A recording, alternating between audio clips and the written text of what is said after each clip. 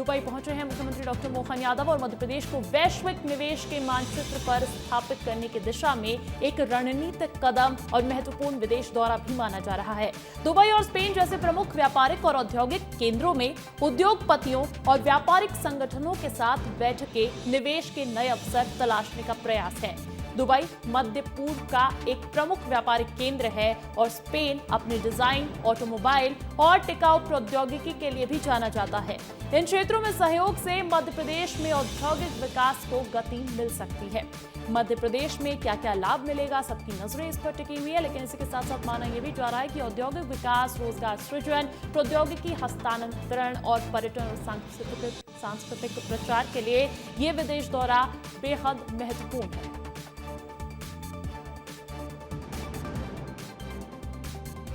क्योंकि बदलते दौर में बहुत जल्दी वो समय आ रहा है जिस बदलते दौर में भारत का समय बहुत अनुकूल है। बोलने की आवश्यकता नहीं है। ये हमारे लिए यहाँ भी जो अपन काम कर रहे हैं, लेकिन मध्य प्रदेश, पूरा देश और वहाँ से यहाँ का काम भी हम बहुत अच्छे से चला सकते हैं। क्योंकि अब हम 3 कदम ही तो दूर हैं दुनिया में, और कहाँ है। 1, 2, 3 कब हो जाए पता ही नहीं चलेगा। अब इसी के साथ एक बात जो है खास तस्वीर पर भी कर लेते हैं। दुबई में भारतीय प्रवासी समुदाय और फ्रेंड्स ऑफ एमपी संवाद कार्यक्रम में मुख्यमंत्री डॉक्टर मोहन यादव का ढोल नगाड़ों के साथ भव्य स्वागत हुआ है। इस दौरान मुख्यमंत्री ने खुद डमरू बजाकर आत्मीयता से सभी का अभिवादन स्वीकार भी किया।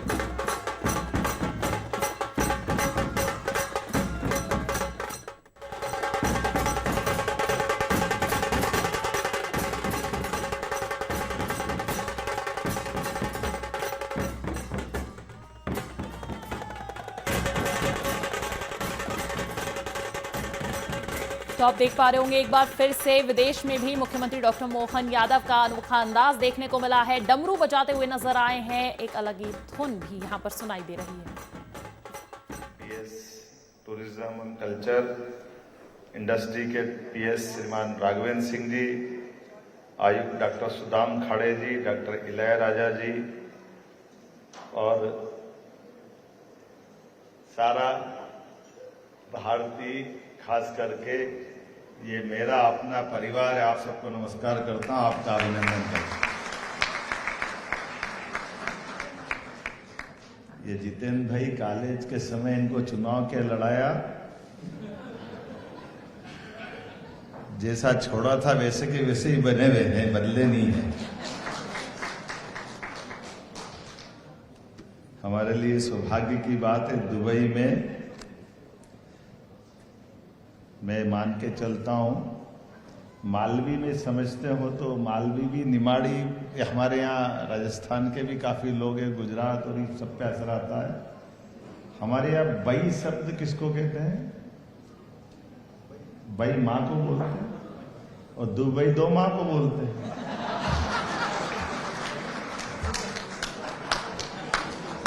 आप सबको बधाई दे रहा हूं। भाई एक माँ वहां है, एक माँ यहाँ है। ये हमारा कल्चर है ना, जहाँ का अन्न जल खाते हैं, जहाँ हमारी दिनचर्या गुजरती है, हम जिस कल्चर से चल कर के आते हैं, वो कल्चर तो यही सिखाता है कि जहाँ रहो, जहाँ के रहो। बड़े मुल्ला साहब भी तो यही कहते हैं, वहां के बन के रहो, जड़ों से भी जुड़ के रहो, यही तो आनंद है हमारा।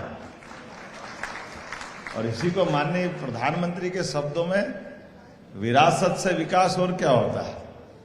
विकास तो बहुत होता है, लेकिन विरासत से विकास की ओर। और विरासत हमको उसी तरह से सिखाती है जो इकबाल ने कहा है कि कुछ बात है कि हस्ती मिटती नहीं हमारी। बड़े बड़े देश, पता नहीं बड़ी बड़ी सभ्यताएं, लेकिन उनकी अपना लचीलापन, उनकी अपनी जो भी कुछ चीजें थी, कोई बात नहीं, लेकिन हमारी अपनी तो उदारता है, हमारी अपनी भूमिका, भारतीय लोगों की भूमिका हमेशा दूध में शक्कर की तरह रहती है, कब मिलके मीठा कर दे पता ही नहीं चलता है, पीने वालों को भी आनंद आए, जिसके जाए उसको भी आनंद आए, ये सदैव उसी तरह से जाना जाता है, हमारी अपनी मिठास। और यही तो कारण है, अभी अभी आपके कार्यक्रम के पहले जहां से मैं आया हूं, कभी सोच सकते थे वासु भैया आपने संघर्ष करके हमारी वो पद्धति को फिर जिंदा कर दिया, जिसके लिए आपने कहा था कि मैं उस बात के लिए लड़ा जहां हर एक कोई पहुंचना चाहेगा, और वो पद्धति से जिसमें हम सीख के आए, वो आपने अंतिम संस्कार की लड़ाई लड़ी थी कि नहीं लड़ी थी? तो आपके लिए भी अभिनंदन। और आज हमने वहां के लिए भी गए जहां के लिए लड़ाई लड़ी थी, दुबई में स्वामी नारायण, और मुझे और आनंद वहां आया, सभी धर्मों के लोग दिखे मुझे, इसीलिए तो आनंद है। कहा किसका हाथ पकड़ा, और महाराज जी ने भी सब बनाए अपने सारे दर्शन में, सभी धर्मों की अलग अलग अच्छाइयों को लेकर के स्वामीनारायण के मंदिर की प्रतिमाओं के निर्माण कार्य में सभी चीजों की अच्छाई भी जोड़ी। एक तो इसी को तो कहते निराकार से साकार, साकार से निराकार। फर्क क्या है? जिसका जन्म हुआ उसको जाना है, लेकिन आने और जाने के क्रम में अगर हम सबको सम्मान से देख ले, सबको प्यार बांट ले, यही तो हमारी संस्कृति ने सिखाया है। कहां कोई बंधन है हमारे, कोई बंधन नहीं। तुम इसको मानो ये भी सही, ये इसको माने ये भी सही, तुम्हारे हाथ से बुरा नहीं हो, भाई इतना ही ध्यान रख लो। जब भी करो अच्छा ही करो, सच्चा ही करो, इससे बड़ा कुछ भी नहीं। और इसी को तो यशस्वी प्रधानमंत्री ने हमारे कोविड के समय करके दिखाया कि जब दवाई बनाई तो दवाई में भारत वालों को भी बचाया, और 100 से ज्यादा देशों में दवाई पहुंचा करके जियो और जीने दो की भावना का अलग जगाया। हमारे नागरिक भी सुरक्षित रहे और हमारे पे जो भरोसा करे वो भी सुरक्षित रहे, उनका भी प्रेम हमारे से बना रहे। इसीलिए आज हम सब बदलते दौर का भारत का नक्शा भी देख रहे हैं, और इसीलिए हम अपने देश की उस कल्चर के आधार पर उसकी प्रगति भी देख रहे हैं। उसमें आप लोगों का रोल भी बहुत बड़ा है। आप तो मैं मान के चलता हूं कि बॉर्डर पे सिपाही, जैसे सेना का बॉर्डर पे बैठा जवान और खेत में काम करता किसान, वो वहां का भी महत्व रखता है, लेकिन आप उससे और एक कदम आगे वाले, जो अपने उस कल्चर को, अपने देश की उस खूबसूरती को, अच्छाई को बॉर्डर के पार भी जिंदा रख रहे हैं। इसलिए आपको ज्यादा बधाई देता हूं, आपका अभिनंदन। जीवन में 2 रोटी तो आप जहां थे वहां भी मिलती रहती, उससे कोई मना थोड़ी था, लेकिन 2 रोटी मिलकर के केवल खाने पीने जीने के बजाय जो उद्यमशीलता हम में है, जो पुरुषार्थ हमारे अंदर है, जिस कारण से ये ईश्वर ने मानव शरीर दिया है, उस मानव शरीर के दिए हुए काम के बलबूते पर कितना अच्छा लगता है जब अपने नरेश भगनानी जी के बारे में बताया गया था कि कहां से शुरुआत की और कहां पहुंचे। ये मंद शोर नहीं, बड़ा शोर हो गया भैया यहां पे। काय का मंदसौर, जोरदार ताली बजाओ। मंदसौर किसको कहते हैं? इसको सरल भाषा में मारवाड़ी राजस्थान लगा हुआ बॉर्डर पे। अपना रुपया 10 रुपए में चले तो मजा आए, फालतू का 1 रुपए की चवन्नी कौन करे? तो आपका 1 रुपया 10 रुपए में चल रहा है कि नहीं? आप तो 100 रुपए में चला रहे हो, और जोरदार आनंद। और आप यहां एक से बढ़कर एक, केवल आपको के बासु भैया में भी वही देख रहा हूं, ये वासु भैया भी कम थोड़ी पड़ रहे हैं। मैंने इनसे पूछा तो मैंने बोला टेक्सटाइल का काम करता हूँ, 10-12 शोरूम और होटल और सब बढ़िया भगवान की दया से। मैंने कहा फैक्ट्री कितनी बनाने की? बोले फैक्ट्री का क्या काम, बेचने का काम अपना। तो ये जो व्यापार के अपने मार्ग बना करके अपनी पहचान बनाना, ठप्पे के साथ जब आए थे संघर्ष से, कोई बात नहीं, कौन मां के पेट से राजा महाराजा पैदा होता है? जिसमें सामर्थ्य होता है, दम होता है, वो राज करता है, दुनिया का अतीत है।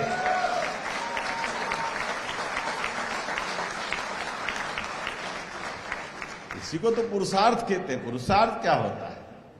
पुरुषार्थ तो इसी प्रकार का है। लोग कहते हैं धन कमाना है, तो धन काहे से कमाते जितेंद्र भैया? धन से धन। और मैं कह रहा हूं आप गलत बोल रहे हो तो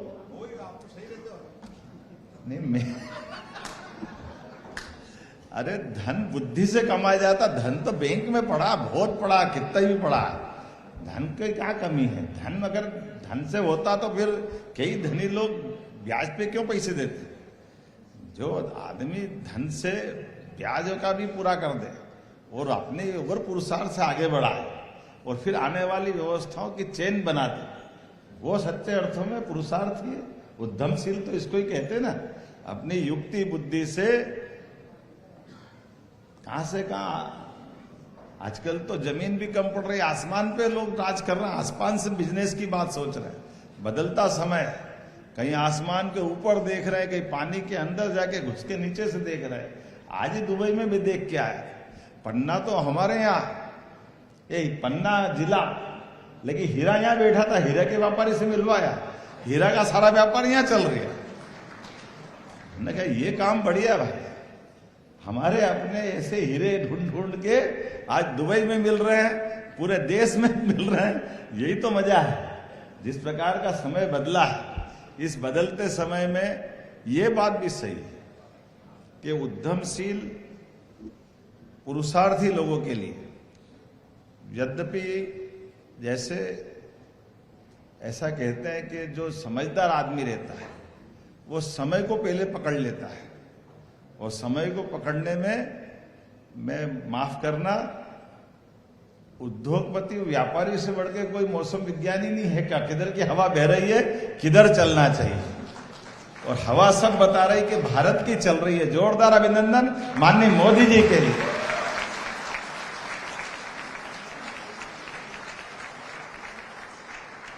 आज 50 साल पहले, 100 साल पहले बह रही होगी हवा, बह रही दुनिया भर, लेकिन अभी हवा सारी एक ही तरफ बह रही है। इधर से जाओ, उधर से जाओ, उधर से जाओ, उधर से जाओ, कहीं से भी जाओ, लेकिन भाया इंडिया ही जाना पड़ रहा है, और कहीं से नहीं जा रहा है, कोई रास्ता नहीं है। इधर से जाओ, उधर से जाओ।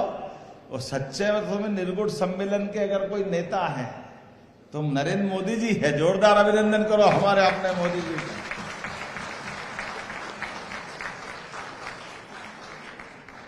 क्या मजा आता है। दुनिया के कोई मंच पे चले जाए, किसी भी डायस पे बैठे, किसी के साथ भी हाथ मिलाते दिखे, तो भारतीयता का रोम रोम से झलकता हुआ अद्वितीय व्यक्तित्व, हर एक कोई मोदी जी को मध्य में रख के साथ में फोटो खिंचाने की होड़ लगती देखते हैं अपन जगह। ये जो हमारा सबका उनके साथ सीना 56 इंच का होता कि नहीं होता है? अच्छा लगता कि नहीं लगता कि हाँ, हमारे कोई प्रधानमंत्री ऐसे हैं। और हमने सबने देखा कि केवल सामान्य काल में भी, कठिन काल में भी, असंभव काल में भी, हर काल में नेता वो जो अपनी उपस्थिति से देश और देश के लोगों की सभी समस्या का समाधान करने का मादा भी रखे। और कोई कारण से कठिनाई आए तो कठिनाई में भी अपने देश की सीमा के अंदर नहीं, देश की सीमा के बाहर भी अपने भरतवंशियों की रक्षा के लिए कुछ भी करने को तैयार हो, उस व्यक्ति का नाम नरेंद्र मोदी। हमें इस बात की प्रसन्नता, जिन पे सबका भरोसा, सबको भरोसा। और इसीलिए हमने अपने बदलते दौर में आंखों के सामने, देश तो आजाद हो गया 47 में, लेकिन देश आजाद होने के बाद राज्यों की सीमा हमारा मध्य प्रदेश 56 में बन गया। कई सारे राज्य बाद में बने, आगे बने, पीछे बने, और आप तो वो सब भी देख रहे हो। कई सारे देश जो 47 के बाद भी आजाद हुए, वो कहां से कहां चले गए। लेकिन अपने देश को दुर्भाग्य से लंबा समय गुजारना पड़ा। लेकिन कोई बात नहीं, बीती ताही बिसार दे, आगे की सुध ले। चला गया तो चला गया, जब जागे तब सवेरा, हमको क्या दिक्कत है। लेकिन आंकड़ा देखो तो ध्यान में आएगा, कहां 1947 में भारत पूरे विश्व के परिदृश्य में 15 नंबर पे था, और 15 नंबर तक आते आते स्वर्गीय भारत में अटल बिहारी वाजपेयी जी का समय छोड़ दो, उस समय भी उनने तो 24 दलों की मिलकर सरकार चली। 24 दलों की सरकार चलाना ये भी अपने आप में लोकतंत्र को फिर भी बचाए रखना। जोरदार अभिनंदन माननीय अटल जी के लिए। और आज के इस पूरे दुनिया के परिदृश्य में ऐसा उज्जवल धवल चरित्र भी, उनकी 100वीं जन्म शताब्दी चल रही है, कि लोकतंत्र के अंदर भारत की खूबसूरती कैसी है कि एक वोट से ही सही सरकार चली गई तो मुंह पे मलाल नहीं आया, वो अटल बिहारी वाजपेयी है। यह हमने सबने देखा। सरकार का मतलब नहीं है, नैतिकता बड़ी बात है, और उस नैतिक मूल्यों को बचाए रखने में अटल जी ने जो जीवन जिया है, और अटल जी के बाद अभी का समय आया, हम तो ये चकाचौंध भरी दुनिया में, वो ऊपर देखो तो टोपी नीचे निकल जाए अपने, तो इतनी तो मंजिली बिल्डिंगें यहां दिख रही है। लेकिन ऐसे समय में भी जिनकी अपनी खुद की छत नहीं है, हमारे प्रधानमंत्री जी की, लेकिन हां, अब बदलते दौर की तस्वीर देखना भारत की, तो 4 करोड़ लोगों को पक्के मकान देने का बड़ा पुण्य का काम किसी ने किया, उनका नाम नरेंद्र मोदी जी। हमारा कोई भी धर्म हो, लेकिन मानवता कहती है कि कोई भूखा नहीं सोना चाहिए। ये कहने की बात नहीं।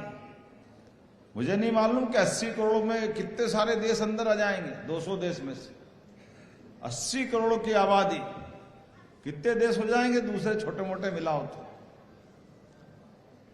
कितने हो जाते, 100 के आसपास तो हो ही जाएंगे। लेकिन 100 देशों के लोगों को रोज निशुल्क भोजन करा करके 28 तक का संकल्प फिर लिया है कि कोई भूखा नहीं सोना चाहिए। सारे पैसे सरकार देगी, एक संकल्प कोई कर सकता है, मोदी जी कर सकते हैं, ये भारत करके दिखा रहा। और एक नहीं कितने उदाहरण भरे पड़े। हमारे राज्य के अंदर, राष्ट्र के अंदर भी चिंता पाल रहे हैं, और अगल बगल के देश में भी। श्रीलंका की कठिनाई का माहौल आया तो श्रीलंका को मदद करके उसकी मदद की। भूटान का डोकलाम के मामले में अपने पड़ोसी के हितों के लिए भी, हाँ, हम कहते हैं कि हमारे पड़ोसियों से संबंध कैसे होना चाहिए, पड़ोसी की जान, पड़ोसी की कठिनाई में देश का नेता और देश के लोगों का चरित्र क्या होना चाहिए। ऐसी कई सारी बातें मैं बता सकता हूं, लेकिन वापस मध्य प्रदेश पे आते हैं। अपन जिस काम से आए उसकी बात भी कर ले। तो अब आपको अपनी बात तो मेरे अधिकारियों ने कर दी है, मेरे समझ में नहीं आया। मेरे जितेंद्र वैद्य जी ने और इनने कह दिया कि साहब डायरेक्ट मुख्यमंत्री बोलेंगे। मैंने कहा तुम समझते नहीं भैया, ये दुबई के लोग ज्यादा समझते हैं, थोड़ा सावधानी रखो। सरकार में खाली मुख्यमंत्री बोले तो आम सभा हो जाती है, और सरकारी काम कब होता, पहले अधिकारी से बुलाओ फिर मुख्यमंत्री बोले तो सरकारी काम हुआ, नहीं तो फालतू की बात हो जाती। हम जो बोले, बुलाए, बताएं, उसको सरकारी भाषा में भी तो रखने वाला आदमी चाहिए। चाहिए कि नहीं चाहिए? होना चाहिए कि नहीं होना चाहिए? तो ये पक्का मान लो। लेकिन मुख्यमंत्री के माध्यम से मैं एक बात जरूर आपसे कहना चाहता हूं, हमारी सरकार बनने के बाद एक एक करके सभी विभागों में हमने सारी पारदर्शिता की नीतियां लागू करते हुए व्यापार व्यवसाय में कौन सा भी क्षेत्र आप व्यापार करने का बढ़ाओ, जिस भी क्षेत्र में बढ़ना चाह रहे हो, मध्य प्रदेश सरकार ने अपनी सारी पारदर्शिता के आधार पर इतनी साफ सुथरी नीतियां बनाई है। आज मैं दिन में गया था, पहले हरियाणा के थे, आजकल वो गुजरात में व्यापार कर रहे हैं। उनने वहां हमारी सोलर पैनल की लैंड के लिए आवेदन किया और कितनी जमीन, 55 एकड़ जमीन उनने ली और उनने कहा कि 2 महीने बाद तो हमारा लोकार्पण का टाइम आ जाएगा। तो उनने कहा कि ऐसी सरकार नहीं देखी कि जमीन का आवंटन भी हो गया और सारा काम हो गया और हमको कुछ भी नहीं कहना सुनना पड़ा किसी को। ये एक नहीं, ऐसे कई सैकड़ों लोग मिले। मैंने धन्यवाद दिया कि अच्छा हो मेरी आज आपसे आंख मिली कि आपने भी हमारे यहाँ निवेश कर दिया क्या। इतना जबरदस्त माहौल चल रहा है कि आज किसी क्षेत्र में आप बताइए फैक्ट्री आप डालो। अभी तक तो हमने सिंगापुर, दुबई इसी में सुना था कि निवेशकों के लिए आकर्षक सारी नीतियां होने के बाद भी हम निवेशकों से कह रहे हैं कि आप आओ, आने के बाद अपने ऑफर दो। और ऑफर में आपने कहा कि मैं मान लो इंडस्ट्री लगाना चाहता हूं और इंडस्ट्री के लिए मान के चलो कि बिजली का कनेक्शन ही मुझे अगर लेना है और बिजली के कनेक्शन में मैं अगर निवेश कर रहा हूं तो बड़ा कनेक्शन लूंगा, बड़ी फैक्ट्री लगाऊंगा, तो पहले दिन से बिजली का कनेक्शन का एवरेज बिल तो ज्यादा आने लग जाएगा और मेरी फैक्ट्री बनेगी 2 साल 3 साल में, तो बिजली के बिल से ही मेरी तो हालत खराब हो जाएगी। तो हमने कहा चिंता मत करो, ऐसे ऑफर जो अच्छे लेके आ रहा हो। तो हमने कहा कि ये सरकार की पॉलिसी के आधार पे आपसे बात कर रहे हैं, लेकिन सरकार की पॉलिसी के बाहर मैं मुख्यमंत्री के नाते से हमारी कैबिनेट कमेटी की सब कमेटी आधारित सीसीआईपी के माध्यम से अगर आपने ऑफर दिया कि मैं 500 करोड़ से ऊपर निवेश करना चाहता हूं या रोजगार परक इंडस्ट्री में 100 करोड़ 200 करोड़ का निवेश करना चाहता हूं, तो हमने कहा कि आपने कहा मैं 3 साल बाद, अभी 8 रुपए बिजली का बिल का यूनिट आ रहा है, तो हमने कहा अभी आप जितने देना चाहो, 2 रुपए दो तो 2 रुपए ले लेंगे, जब फैक्ट्री लगेगी तब 8 ले लेंगे। ये छूट देने का अधिकार हमारे माध्यम से आप सबके लिए भी।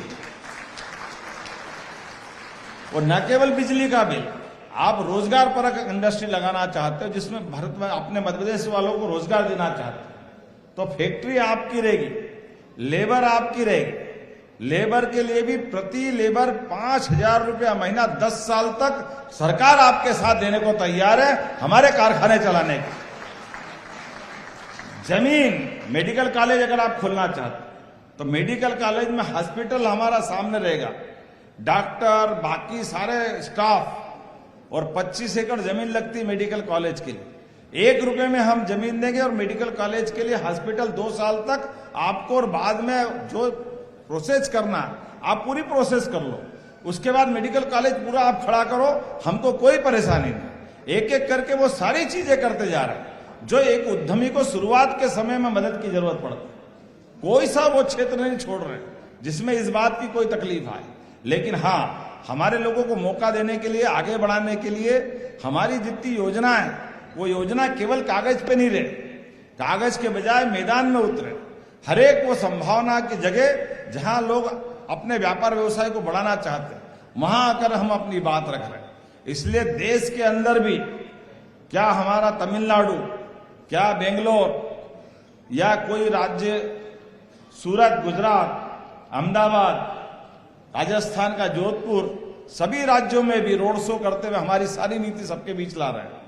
और उसका परिणाम क्या आया, हमारे अपने राज्य के अंदर भी छोटे छोटे स्थान पर, संभाग केंद्र पर, जिला जिला केंद्र पर इन्वेस्टर समिट लगातार कर रहे हैं। और उसका परिणाम आया कि जब फरवरी में हमने अपने 1 साल का चक्र घुमाया तो 30 लाख करोड़ के निवेश के आशय पत्र मोदी जी के सामने संपन्न हुए भोपाल के अंदर। ये मध्य प्रदेश पे भरोसा आया। आज तक इतना बड़ा हमारा कोई ऐसा आयोजन नहीं हुआ और उसके बाद भी हम रुके नहीं, थके नहीं, लगातार चल रहे हैं इसी प्रकार से। तो मैं मान के चलता हूं आज आप सूरत के अंदर के बाद, सूरत के बाद आप जोधपुर, जोधपुर के बाद अब हम दुबई पे आए और दुबई के बाद हम स्पेन भी जाने वाले। पहले विदेश में जर्मनी, जापान, इंग्लैंड, लगातार ये क्रम चल रहा है। तो मैं मान के चलता हूं आपके अपने ये रिश्ते और मजबूत करने के लिए यहां भी रोजगार करो, यहां भी काम बढ़ाओ लेकिन मध्य प्रदेश आपको बुला रहा है। ये निमंत्रण देने आपको बीच में आया हूं कि आइए मध्य प्रदेश से जुड़े सभी प्रकार की व्यवस्थाओं में। अगर आप टूरिज्म के सेक्टर में आना चाहते हैं तो टूरिज्म में आप 100 करोड़ की होटल खोलते हो तो 40 करोड़ का हमारा उसमें आपको इंसेंटिव दे रहे हैं। 40 करोड़ का मेरे को लगता नहीं है 30 करोड़ का। 100 करोड़ में 30 करोड़ पहले दिन ही फ्री।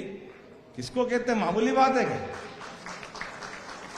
आप अपने चरणबद्ध रूप से काम करो और उससे ही नहीं कोई इंडस्ट्री डालो किसी प्रकार की। जितनी बड़ी इंडस्ट्री डालना चाहते हो, अगर हमारे पास उस तरह की अलग अलग रचना बनाई है और उसके बावजूद भी प्रति मंगलवार उद्योगपतियों से सोमवार मंगलवार भोपाल में सीधी संवाद करते सभी प्रकार के, कोई क्षेत्र नहीं छोड़ रहे। मैं मान के चलता हूं आज का हमारा आयोजन ये प्रवासी भारतीयों का फ्रेंड्स ऑफ एमपी संवाद इसी भावना को रख करके संपन्न हो रहा है। मेरी अपनी ओर से आप सबका आभार, धन्यवाद, बहुत बहुत धन्यवाद।